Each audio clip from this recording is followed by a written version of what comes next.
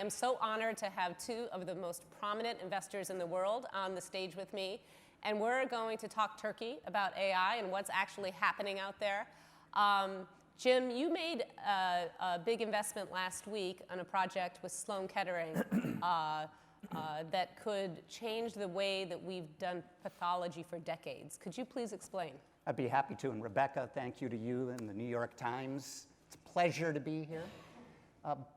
I've been spending 6 months digging into how medicine and AI could profoundly be different going forward. And for the last 6 months, I've been visiting medical schools, hospitals, just was fortunate to help finish a search for the new president of Harvard. And so I love academic campuses, and I love sitting down with postdocs and students. And this newest investment has turned out to be just a joy. We're 2 weeks into it, so there's a lot to do. But it's a spin-out of Memorial Sloan Kettering.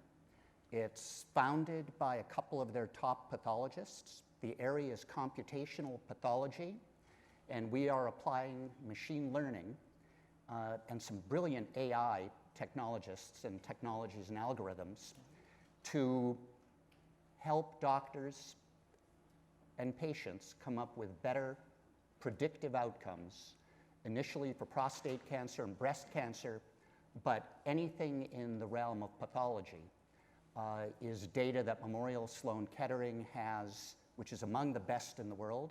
We're starting with the data from Memorial Sloan Kettering, and we are going to, over the next 6 to 12 months, talk to other major cancer centers, Mass General, Stanford, UCSF, MD Anderson, many of the top cancer centers where there may not yet be the digital data, there may not be machine learning capability, but that data and being able to analyze it in a very significant way and then provide predictive data and help to cancer physicians around the country as second opinions in many cases as well, because not everyone, of course, has access to Sloan Kettering. This is the vision and the goal of the newest investment. It's a Series A, it's a $25 million investment, and very proud to have Memorial Sloan Kettering as a co-major shareholder. So Deep, you have had, over the course of your career, the chance to work with visionaries like Larry, Sergey, Eric, Reed, and now Masa Son. We were talking backstage. I don't know if anyone else can say that. What are you excited about in terms of AI? Yeah, it is, when I reflect back on my journey that started in this country 28 years ago with 2 suitcases and $200 on a TWA flight, which TWA doesn't exist anymore, coming over from Bombay, and the $200 were the leftover of the $2,000 I had borrowed from my dad from his retirement account. So you were to low. come to this country as a graduate student, and $1,800 was spent on that TWA economy class ticket to come here. And fast forward 28 years, and I feel like one of the most fortunate people ever to have worked with such great personalities, founders and visionaries that have truly shaped the world. And if I even have absorbed 1/10 of their vision, I think I can do a lot. So it's been an amazing journey. And that's what I focus on really at SoftBank, which is helping Masa and the team invest in frontier technologies, life sciences. In fact, Jim, we should be chatting because we have a company that we invested in a couple of years ago, also that does liquid biopsies, and it's the leading company in the world doing that, and has overlaps with Memorial Sloan Kettering and MD Anderson and so on. So life sciences, computational biology, IoT, AI and robotics are the areas of that I lead at SoftBank. So why now? Jim, you famously worked with Mark Zuckerberg to help him get Facebook going. AI has been around a long time. In the case of the Sloan Kettering project, I understand it's because we have the imaging technology has improved. Like what specifically is happening now that is just speeding this up? Well, there are a number of factors, and we've heard many of them in the past day. The visual computing technologies that Fei-Fei Li and others have developed at Stanford and at Google have profoundly improved over the last 3 years. We know that there are many cloud-based tools and open source AI tools being provided by the very large companies, Facebook and Google. At the same time, we have far better ability to know how to search vast amounts of data. If we take the Memorial Sloan Kettering digitized files, the ability to search not only the slides, but the comments in detail, and then provide very quick 24-hour-like capability instead of waiting 10 days, as many patients do, to hear back on the results of the biopsy or the slides.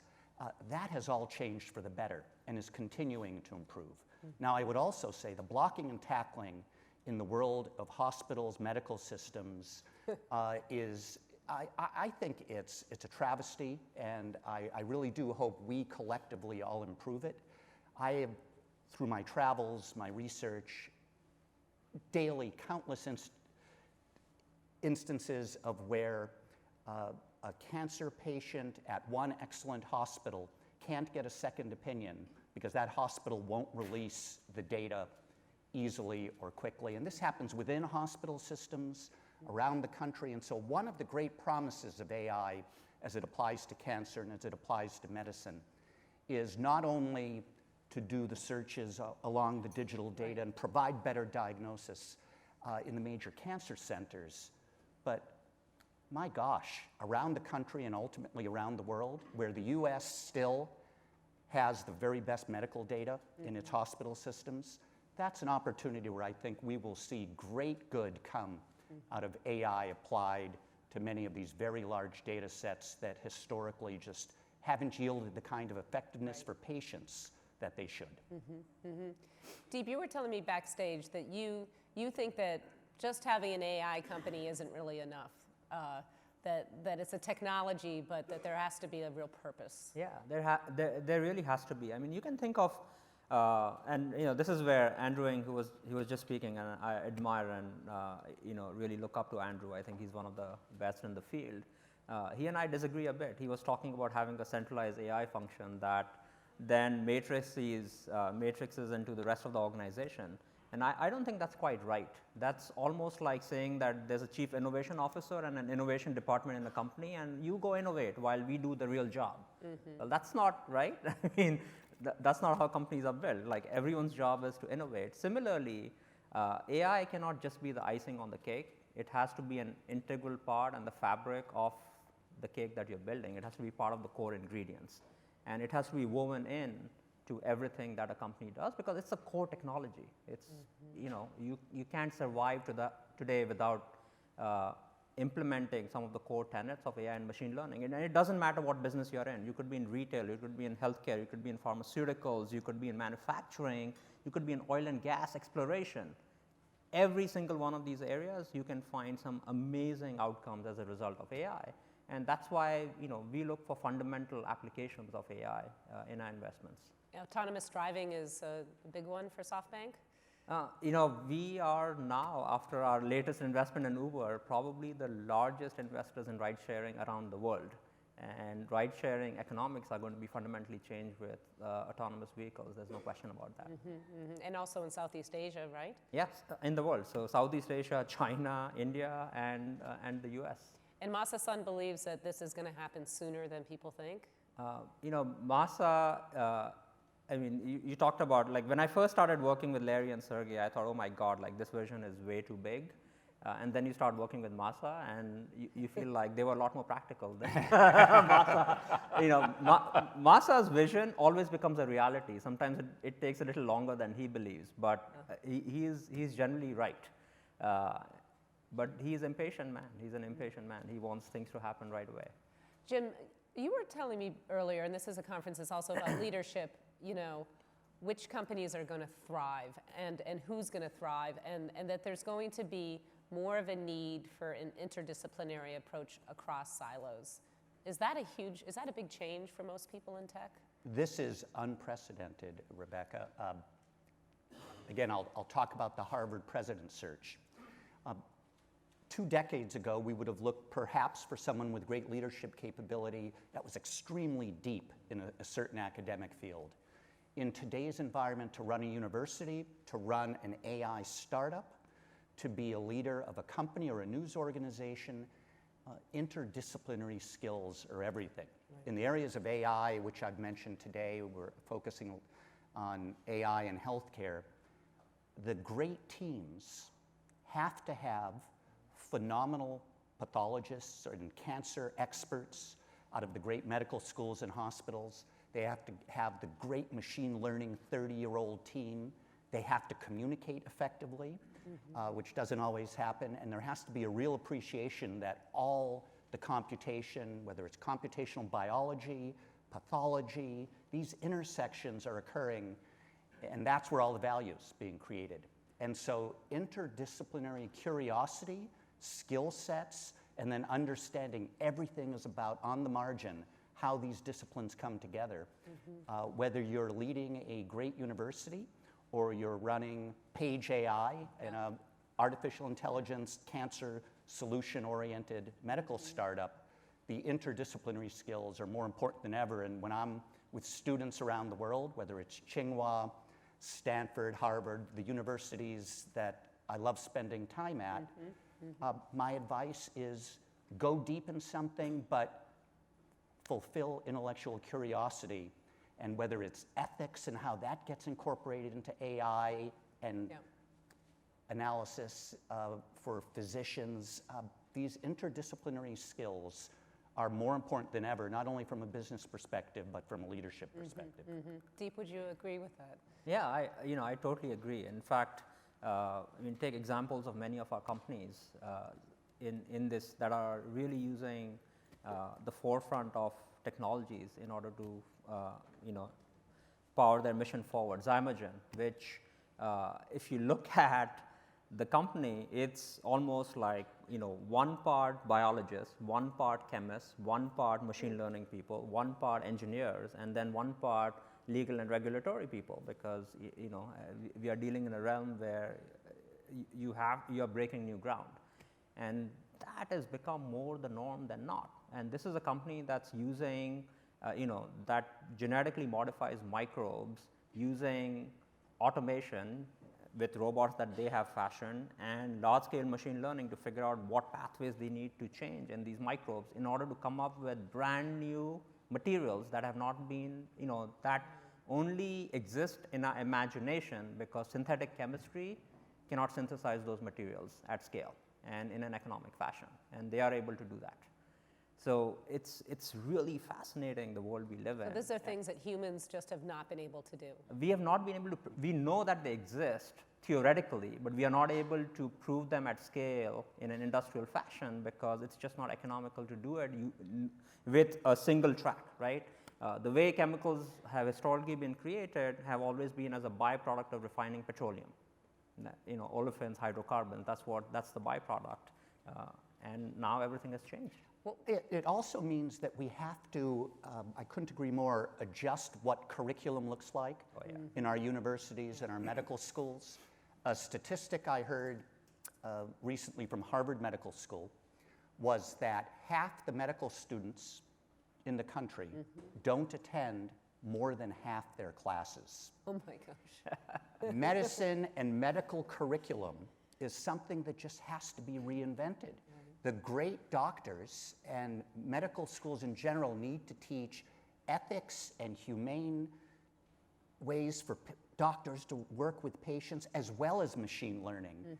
In 90% of the medical school curriculum around the country, neither is being taught, nor the humanities, nor the machine learning. And so I think we're also in a world where higher education needs to understand, with these very powerful technologies that are being developed in AI and machine learning, everyone is going to have to be facile, whether it's medicine, whether it's science, whether it's civil liberties. I could go on and on. A facility with understanding the implications and being thoughtful about beneficial outcomes, I think, is something that just needs to be taught in our universities and our professional schools more and more. And I think it's a real opportunity for us to rethink what is the right curriculum to teach many of the skills that are just so increasingly important. I want to talk for a moment about the impact of AI. We've talked a lot about work and displacement and a bit of the peril of AI. Deep, leisure time is something that people talk about rather optimistically as being, people will have more free time, so they'll be able to go off and have more leisure time. You're a skeptic, could you, of leisure time? No, I'm not a skeptic of leisure time. I've tried leisure. It just doesn't suit me very well. I tried to retire 3 years ago, and it lasted, a grand total of 9 or 10 months. And I'm sure, Jim, you have stories along those lines also. No, I think the key is sense of purpose. So if you can get a sense of purpose, sitting in this beautiful venue outside and watching the sunset every day for the rest of your life, that's perfectly good.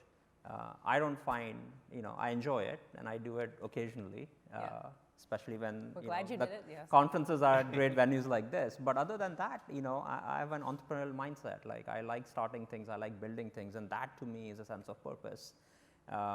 When I was contemplating my retirement from active life as such, that time my kids were in high school, I would drop them off to school every morning, and I was, sounding it off my daughter, and she looked at me and she said, Papa, you may never work, but you will never retire. And she understood me better than I understood myself at that time. Jim, you've had a lot of experience working in the US and China. Kai-Fu Lee, who I believe is still here, was talking today about how China has a real advantage, at least in some areas. How would you game this out? You're involved in Tsinghua, Harvard, a lot, Stanford. Are you seeing big differences? There are big differences. I go to China 4 times a year. Half my investments are in China, and I have a wonderful group of partners, the IDG China team, which I've been working with for 15 years now. The way I would characterize it, it's a space race on performance-enhancing drugs in terms of AI talent. China, in areas like facial recognition, is right now the leader in the world, and I think that will continue given the 3 or 4 incredibly high-performing companies in facial recognition that China has developed and continues to fuel as a customer from the high end, from the Beijing side as well as the provincial side. But going back to areas like medical data, when I did the analysis in computational pathology, I always take a view of what are the opportunities in Beijing, in New York, at Stanford, Cambridge, Massachusetts, Cambridge, England.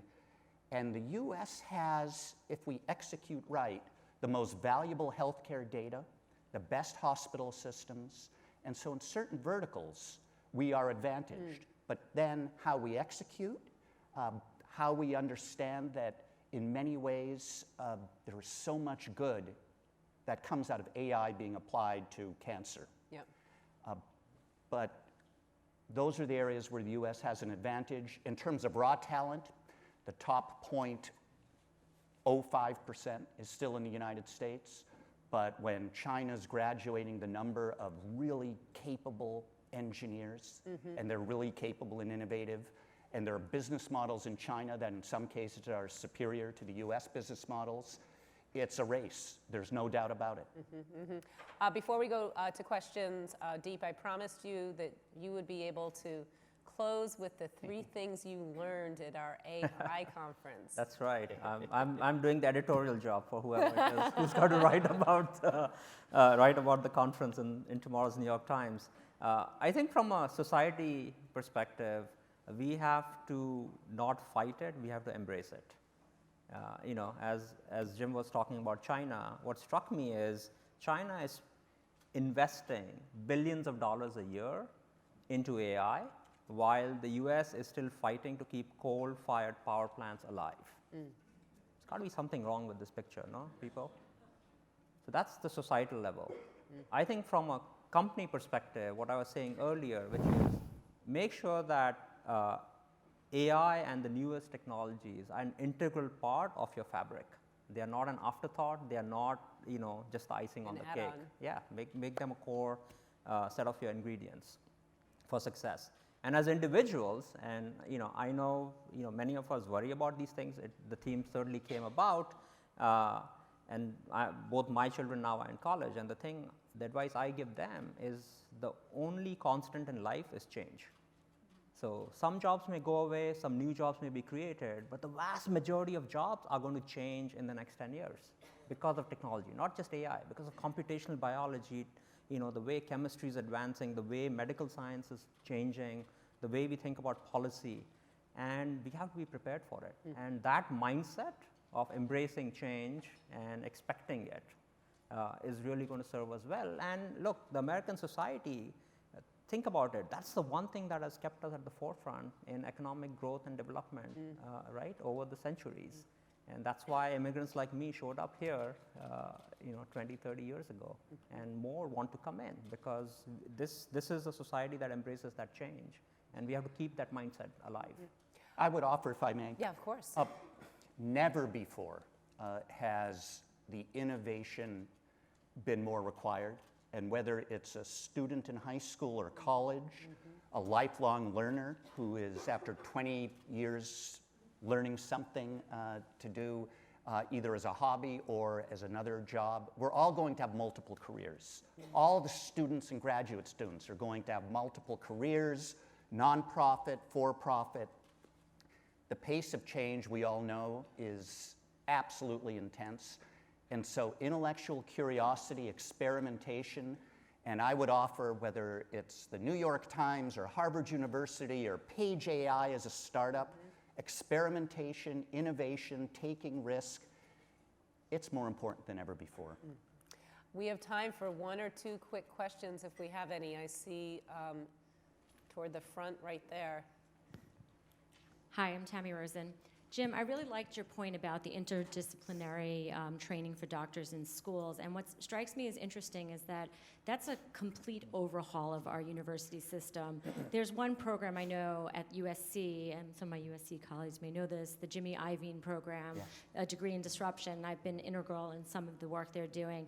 And the fight to get the different groups around USC to be okay with missing a 201 to going to a 301, or mixing, math with, computer science and business, and is crazy. So how do we do this? Because if this is the key to what the future workforce needs, more programs than that only, yield 30 students a year is important.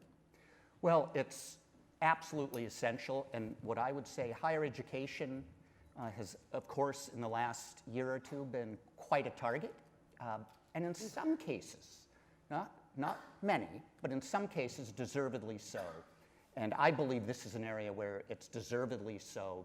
Higher education, and we all volunteer and play our part and pay tuitions and you name it. It's just not acceptable to not drive more innovation in higher ed and make some of these fundamental changes. We've all had the experience of the absolute brilliant doctor who had absolutely no bedside manner. She or he can't be effective in that manner. And the fact that medical schools and undergrad pre-med programs never teach many of these fundamentals around humanism is something that just has to be changed. And so I and others, I just hope we all really push it, because this is a time for higher education to change. And it needs to change not only for economic models, not only for the headwinds that are occurring, but for fundamentally moving universities into what is the next great era, I hope, of universities both in the United States and in China and Europe and other parts of the world. And let me offer up, I think universities are changing, and the USC program that you mentioned is a great one. UIUC, University of Illinois State School, right? They are opening a new medical school, and the prerequisite for the MDs coming out of there is that they have to get a PhD in engineering alongside their MDs. Which is fantastic, right? Who would have thought? And that to a state school coming up with that. Brown, the PLME program, which is the integrated program, they encourage the students who are admitted to that 8-year program to have their undergraduate degree in non-life sciences concentration. They're like, go study humanities, go study economics, go study international relations. So I think schools do understand it. And some of the leading ones and the innovative ones are making these changes. But I would offer just, I'm optimistic, but something has to fundamentally change, and it's this. If you want to get tenure at a Yes. top medical school or chemistry department, Right. you are publishing, you have to be on the left side of the Yes, right names, publish in the right journals, go deep. Yes. And so there's very little time That is while you're fair. going along that tenure track to do many of the things that That we've is fair. described. I think that fundamentally has to be rethought. Yeah, I agree with that. I am so sad to report we are out of time. If you